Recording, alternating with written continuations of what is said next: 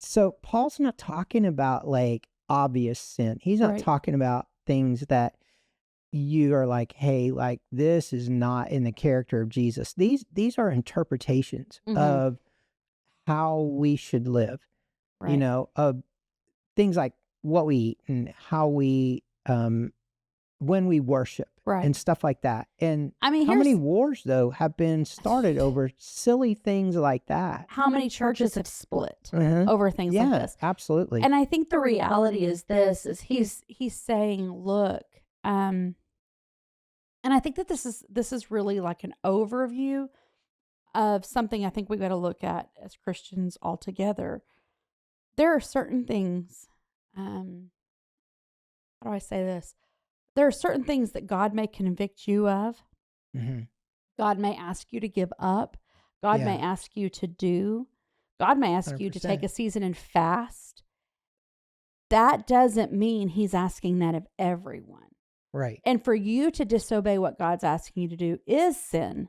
If God asks you to give something up and you don't, that's disobedience to God. Right. But if the Lord asks you to give up coffee, right? Mhm.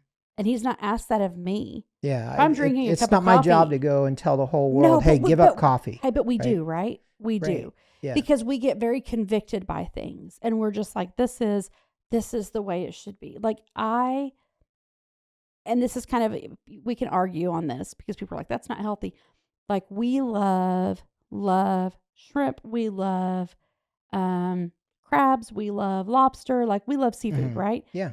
And we know people who freak out that we eat those because they're bottom feeders. They're like, those are not healthy and that's so bad for you. Yeah. Yeah, maybe, but that is a personal conviction, right? Yeah.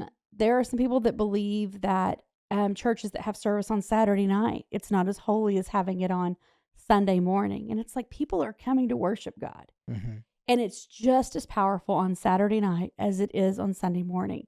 And that's what Paul's saying. Like, worry about Yeah. yourself. Yeah. Yeah. Take care of your own business.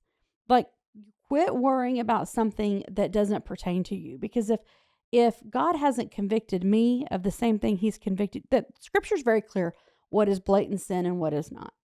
But there Yeah. are some things that is something personal that the Lord is doing in us. And there Mhm. have been things in my life that God's asked me to lay down because it may have become an idol to me, or I don't Yeah. understand how to handle it in moderation, right? Mhm. So it's just like lay it down, Yeah. right? Well, and Paul also brings up the fact that there are new believers in the circle, in the church. Mm-hmm. And oftentimes when you walk into something brand new, man, you want to do everything perfect. You want to do everything right. And Right. you maybe go extreme Mm-hmm. with some things. And Paul is basically saying, hey, for those of you who are more seasoned in your faith, those of you who have walked with the Lord for longer, um, don't don't be hard on those people. Like, understand you were there too at one point. Right. You thought everything had to be a certain way at Mm-hmm. one point. And so Paul is just saying, hey, show some grace. Let's not major on the minors. Mm-hmm. Let's keep Jesus at the center. And be And obedient to what he's yeah, asking you to do. absolutely. Period. And just that one little thing can bring so much unity with other believers. Absolutely. Just not getting like torn up about some little petty thing that somebody else is doing, or some practice that someone else thinks is so amazing, and you're like, that doesn't mean anything, Right. Yeah. but but we do it, and like you said, Absolutely, we do. churches have split over it.